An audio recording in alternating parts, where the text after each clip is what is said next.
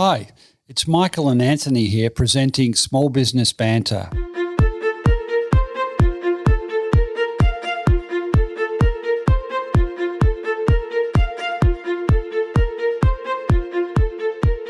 A healthy micro and small business sector means a successful economy and a more vibrant society.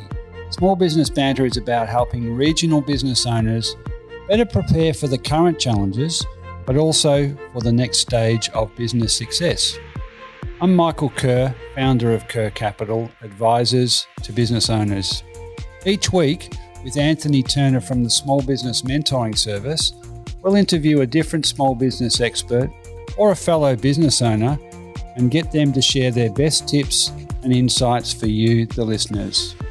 Small Business Banter is brought to you from the studios of 104.7 Gippsland FM and is heard across Australia on the Community Radio Network. Thanks also to our supporters, Kerr Capital and the Small Business Mentoring Service.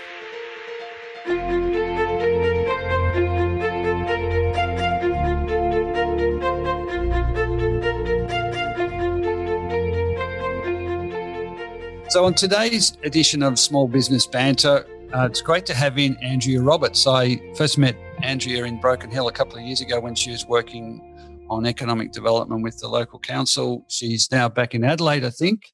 She runs her own business. I'm going to let her talk about what she does with destinations, places, communities. But just before that, Andrea's worked in many places across the country, and we're hoping to really draw on some of that vast experience in the discussion today. Welcome in, Andrea.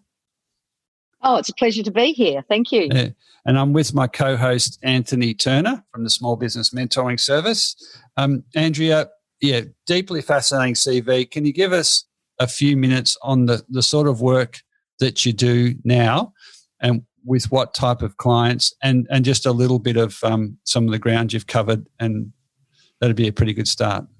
Yeah, sure. I guess I'm one of those people that have really followed their nose as much of their heart through regional Australia, having grown up, in fact, in Broken Hill and having a real affinity towards regional communities and the way that they can galvanise themselves to create sort of results of minor as well as epic proportions. And I really love working with regional places. And so I have moved about quite a bit. I've worked across South Australia. I've worked in the Northern Rivers of New South Wales back in the early days. And well, I guess not early days, but back in the 90s, and into the Yarra Valley, into the wine region, the Dandenong Ranges, Great Ocean Road, Melbourne, marketing manager at Melbourne Aquarium, and back to Broken Hill to undertake economic development, where I met you, Michael, during a couple of years ago.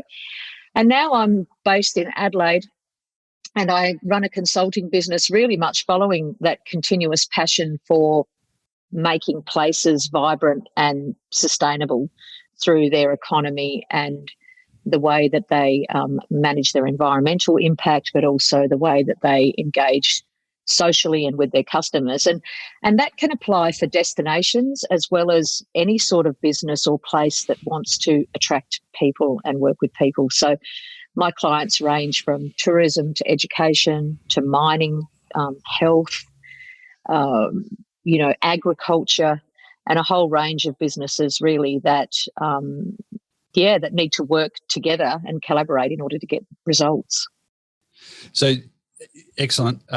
At the moment, with our current challenges, everybody seems to be looking inwards, and therefore, do you see the opportunities for regional and communities, regional Australia, to be positive, given people aren't going to be able to travel as freely away from Australia? Yeah, I think certainly we've got a lot of challenges upon us and ahead of us. However, there is something that is happening around that sense of community and sense of place, and it is impacting tourism, of course, and the way people travel and what they're looking for and that authenticity of their experiences. And it's also impacting the way that we live in our communities and engage within our communities and that interest again in home gardening and sharing and, gathering in the streets and walking in the parks and, really, I guess, rediscovering your own home. And, a lot of areas in regional Australia already have that sense of community and really strong identity. But I think, this time is causing people to pause and think more deeply about who they are and how they relate to their neighbourhoods. The sorts of organisations you work with, what do you do with them when they come to you and they decide it's time to put our place on the map? How do you get started with those clients you talked about, and what's the sort of work you do with them?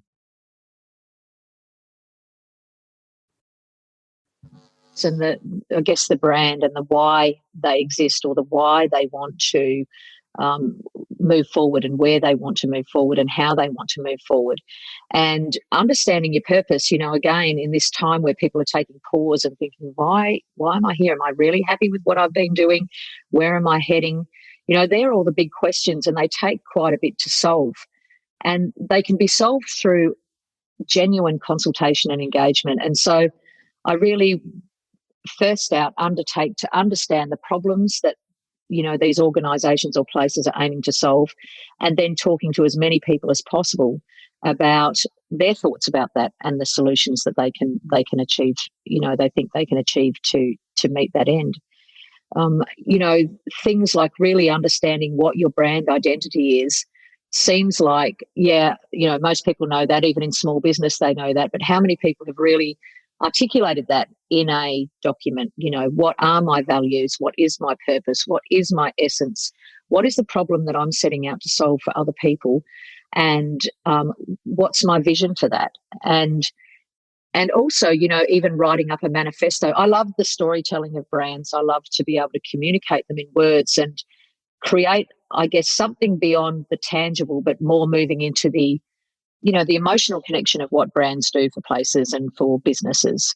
So you might be selling a whole range of products and services, but that's not really your why. That's what you deliver, but it's not really what you stand for or your purpose. And it takes a little bit to dig into that, but I think it is the fun part. And it's a lot of self-reflection, and it's a really valuable process. So definitely the first thing that I do.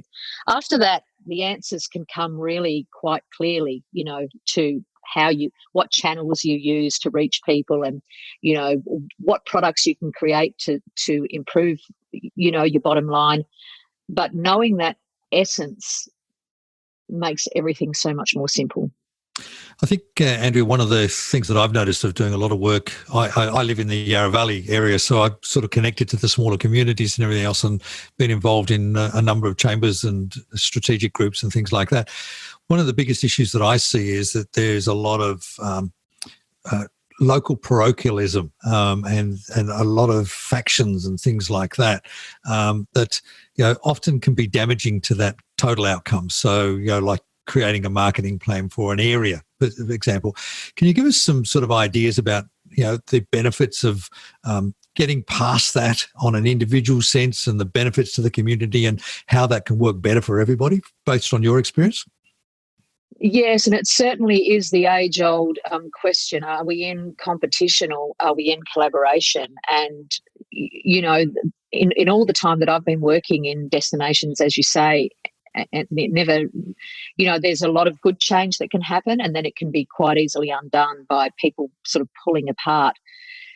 The best thing that a destination or a place or an individual can do is to develop, I guess, an ecosystem of cooperation and support, because that is how survival isn't about competition. Survival is about working together. And in fact, the entire market of people that are looking for your products, they're looking for brands that are collegiate and collaborative, that are working, on issues bigger than their own business, that are thinking about how they relate to national parks and the environment, and, the impacts that they're creating.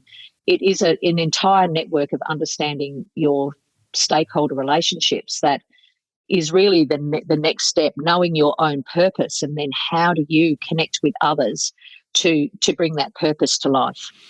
Do you think that a lot of the major stakeholders, sort of like it could be government or it could be larger business interest groups and things like that. Do you think they really get it at a local level? And are you seeing a change in their ability to connect more favourably with the smaller communities or businesses to create positive change?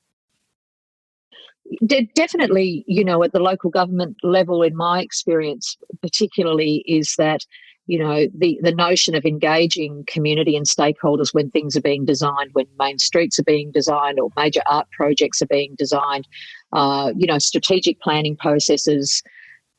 The challenge is really getting the businesses on board to participate in those processes, I think, because they don't necessarily see that it impacts them. But those policy decisions and those decisions about what your main street looks like, you need to be in there on the ground. And I know it's challenging for businesses to find the time to do that. But if you actually sat down and identified all the stakeholders and all the ways that you could be involved in them, you would find that it is actually, quite a large chunk of the activity that you could possibly be engaging in. Because, like I say, what happens to your main street matters to your business. What happens to your tourism board matters to your business. How your tourism board is led, how your council is led, and even the policies that come down from state government, the different grants, fundings, the changes to things, they all matter to your business. So, I think that the days of operating within that vacuum or within that, that sort of lone area of your own business need to change, and the best destinations are doing it quite well. A couple of episodes ago, we had Kerry Anderson in, who's based in Victoria. She does a lot of work with regional communities, and a key part of her message is that business is a friend, small business particularly. Get that right. The towns, the communities are much more viable. So, we spoke at length to her about that. You've worked in a lot of different places. Can you give us some examples? Say you talked about Broken Hill. I'm not sure how many people listening have been to Broken Hill. What kind of work did you do with them, and what kind of a difference did it make to the place? If not Broken Hill, you could talk about Yarra Valley or the Northern Rivers. But I'm fascinated by the work done, the outcomes that you got, and the stakeholders you had to bring along with you. Yeah, I moved back to Broken Hill. As I said, I was born there, which means I'm actually an A grouper, which is in Broken Hill language is actually quite a prestigious role to have. If you're born and bred, you're an A grouper, and then if you've been there for 8 or 9 years, I think you're a B grouper, and the rest of you are all blow-ins. So from the point of view of the social infrastructure of the place, being an A grouper was a pretty important thing. And Did you get a card for that or something, or is it just a nod and a wink? Everybody knows it. It's a nod and a wink, that's right. But I always had wanted to work back there, to contribute back to a place that had given me such a robust and magnificent upbringing, I guess. As you would have discovered on your visit there, Michael, it's just such a unique place to visit. And, living there equally, created such personality and grit, I guess, in us all. I often reflect on that with my school colleagues from Broken Hill High. But so I moved back to Broken Hill, and one of the first things that I undertook to do was to develop the brand. And I wanted to develop a brand in association with community, because what I felt was the brand, the way that we had previously been communicating the brand in Broken Hill was around, its geographic location in the outback and the things that it had, but there was something much more about Broken Hill that hadn't been tapped into. And people were saying, I just don't get it. I don't get what it is. And so we had a design agency out of Sydney work with us on this, a very clever agency, and undertook a community engagement and consultation process where we wanted to tap into the essence of what that brand meant. And things like people coming in with items that reminded them of Broken Hill and made them feel at home. Somebody might have had a photo of their father who worked on the mine or whatever, or a lamp that their mother used to use. And the stories that were coming out were starting to get more into it. So what are the values around creativity and innovation and resilience and humanity, and also that sort of sense of humour and that sense of fun that happens out there. And so the brand, when we launched it, was for real. Broken Hill's for real relationships, real sunsets, and so that could then be extended. When we launched that brand, people were, the locals were crying. So we were, they were actually quite moved by it. They weren't all crying, but I'm just saying that they were actually quite moved by it because the way that it was written really reflected that they were champions. They're champions for a cause. They're champions for what is real. And once that was devised, really everything else that we did had the license to be a champion for what was real. And so we worked in the film sector, set up a studio. We developed renewable energy. We were home to renewable energy systems.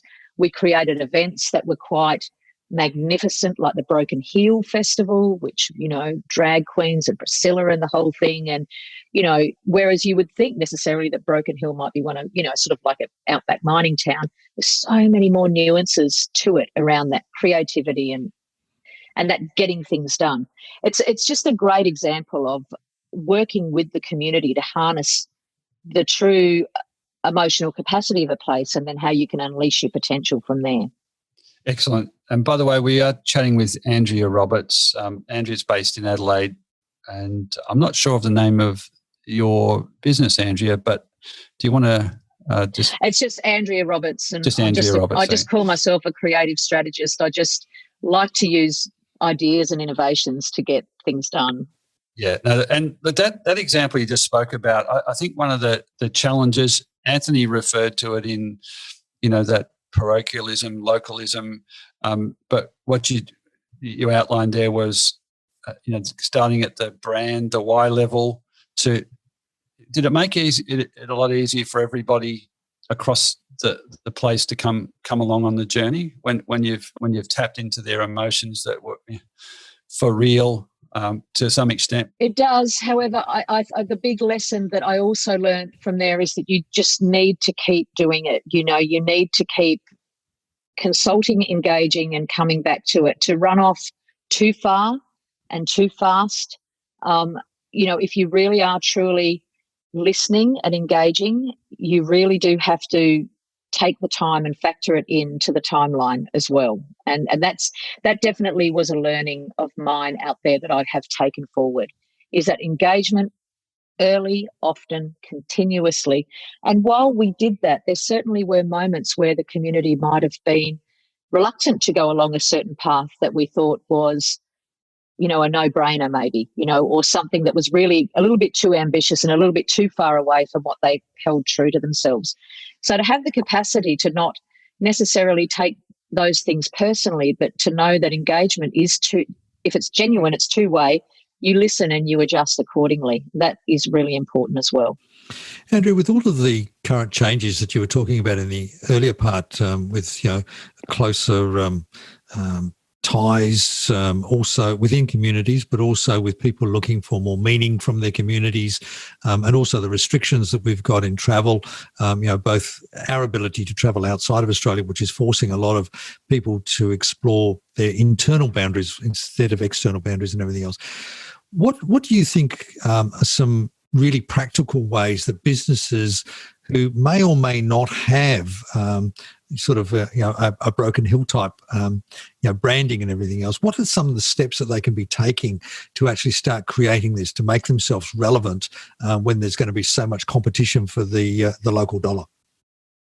I often think that one of the first places that anyone can start is thinking about the problem that they're trying to solve. And if they can find a problem that's big enough to solve, the bigger the problem, the better, really.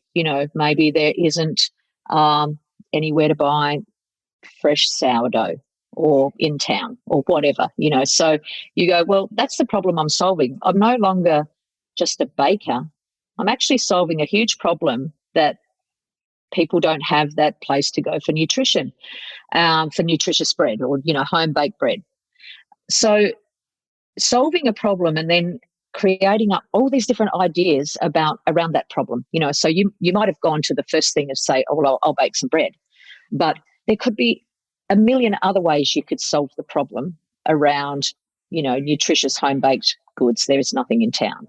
So I think that if businesses could think about what is the problem that they're solving for their community or for their customers, and then how big is that problem, and what are the different ways they could solve that problem, they're able to innovate really and move their business around and create different products and experiences, but it's all around that one element of, solving a particular problem for people. In some of the material I've read of yours, Andrea, you talk about commercial ecosystems. I think that's what you're describing there. One business feeds another business to start, and it's probably the bread analogy is probably not a bad one. To get all what you need to make sourdough bread, you need suppliers and you need customers. Is it commercial ecosystems? Do you want to just define what that is and how they work and how they benefit the communities? They just are the best because they create a network of supply and distribution and customers and agencies, and how everybody comes together to make, that loaf of bread and to deliver that loaf of bread. And what is so great about that is that obviously the economic spend on that filters back into your pocket because you've spent locally and they employ locally, and then that comes back to you.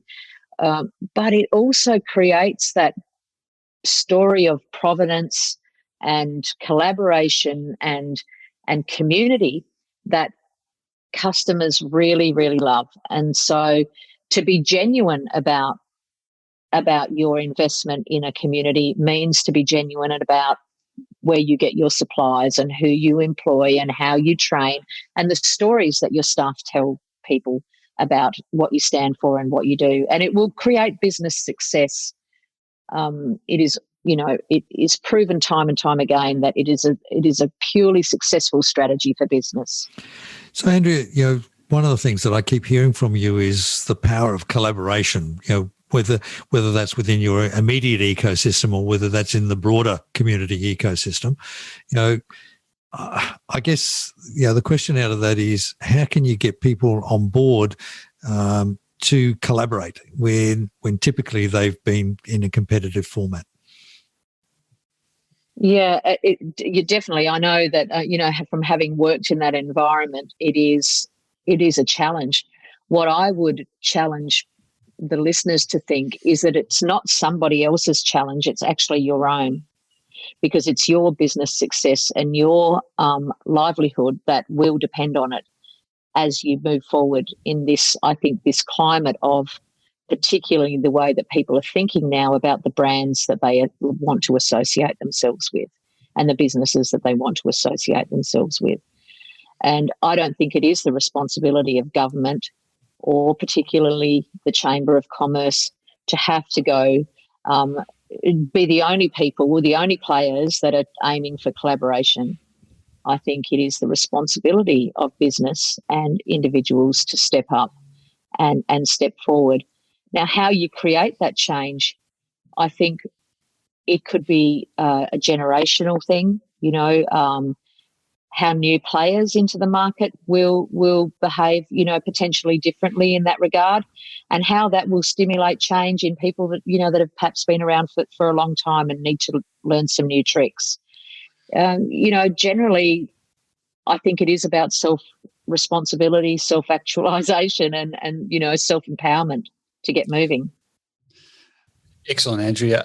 We are coming up to near the end of our time. I just wanted to just close out your general outlook on opportunities and vitality in the regions at the moment. You're seeing positive or are you seeing it as subdued but expecting to be positive soon?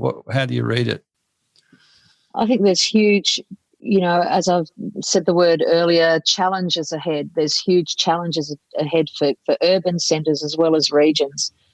What I think regions have is it's a place where communities can support one another.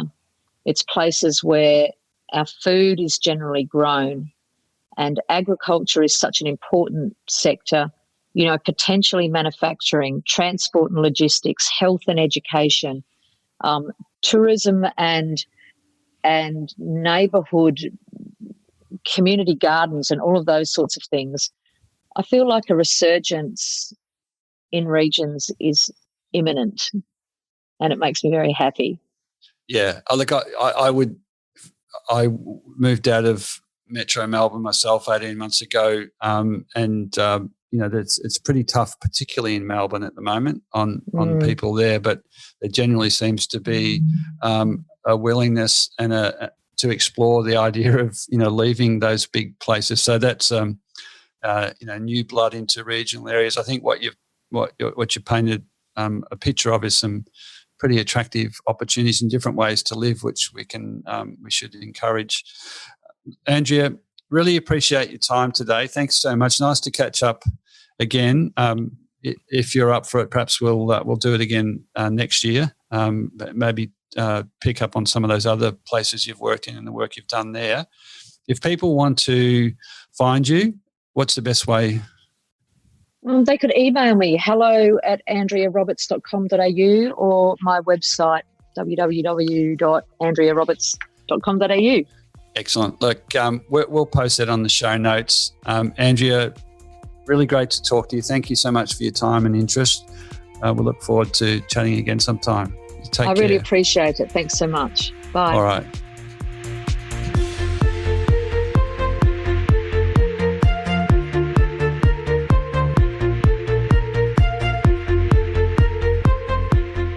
So that's all for today's episode of Small Business Banter.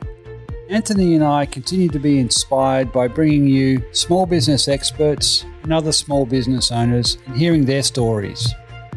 For any of the links, resources or information we've talked about on the show today, or to contact Anthony or myself, please head over to smallbusinessbanter.com, or you can find us on both Facebook and Instagram. Anthony and I would love you to tune in at the same time next week for another episode of Small Business Banter.